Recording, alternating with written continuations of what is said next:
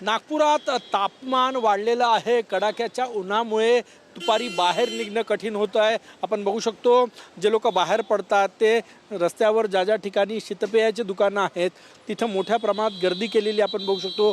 मोठ्या संख्येनं लोक या कडाक्याच्या उन्हात दिलासा मिळावा म्हणून शीतपेय पीत असतात। नागपूरचा पारा जो आहे तो 45 सेल्सिअसच्या पुढे गेलेला आहे।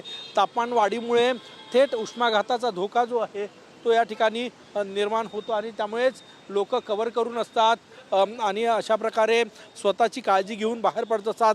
आरोग्य विभागानेही आवाहन केलेलं आहे की दुपारच्या वेळेस बाहेर पडू नका।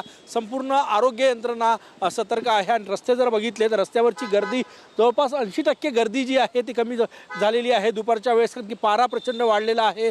तापमान वाढल्यामुळे दुचाकी चालक आणि फारसे लोक बाहेर पडत नाही, तसं न निघण्याचंही आवाहन केलेलं आहे। आणि आज दिवसभर उष्णतेच्या लाटेचा इशारा आहे, त्यामुळे पारा जो आहे तो वाढलेला आहे। दुपारच्या वेळेस दिलासा मिळावा म्हणून लोक शीतपेयाचा आधार घेत आहे।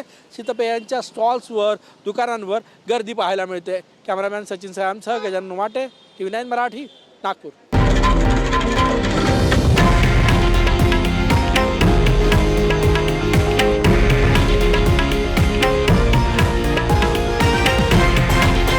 हे आहे देशातील नंबर 1 न्यूज नेटवर्क आणि आपण पाहत आहात TV9 मराठी, एकमेव।